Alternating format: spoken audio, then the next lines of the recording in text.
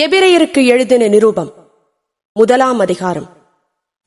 பூர்வ காலங்களில் பங்கு பங்காகவும் வகை வகையாகவும் தீர்க்கதரிசிகள் மூலமாய் பிதாக்களுக்கு திருவுளம் பற்றின தேவன் இந்த கடைசி நாட்களில் குமாரன் மூலமாய் நமக்கு திருவுளம் பற்றினார்.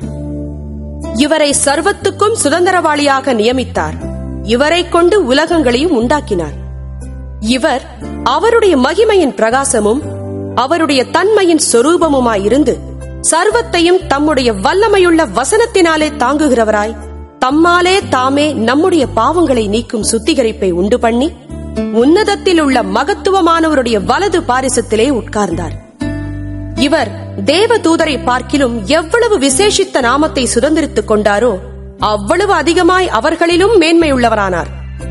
எப்படியெனில், நீர் என்னுடைய குமாரன், இன்று நான் உம்மை ஜனிப்பித்தேன் என்றும், நான் அவருக்கு பிதாவாயிருப்பேன், அவர் எனக்கு குமாரனாயிருப்பார் என்றும் அவர் தூதர்களில் யாருக்காவது எப்போதாகிலும் சொன்னதுண்டா?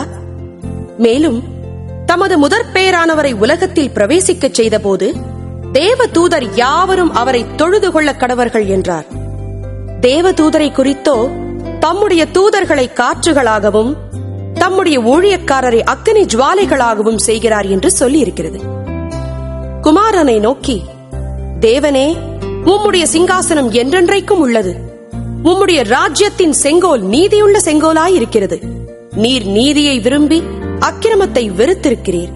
ஆதலால் தேவனே, உம்முடைய தேவன் உமது தோழரை பார்க்கிலும் உம்மை ஆனந்த தைலத்தினால் அபிஷேகம் பண்ணினார் என்றும், கர்த்தாவே, நீர் ஆதியிலே பூமியை அஸ்திபாரப்படுத்தினீர்.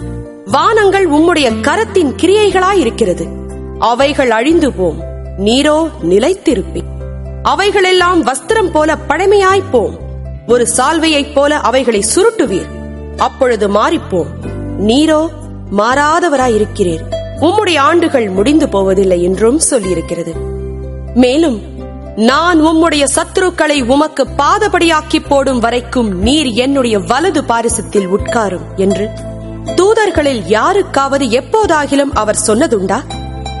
ரட்சிப்பை சுதந்திரிக்கப் போகிறவர்களை நிமித்தமாக ஊழியம் செய்யும்படிக்கு அவர்கள் எல்லாரும் அனுப்பப்படும் பணிவிடை ஆவிகளாய் இருக்கிறார்கள் அல்லவா?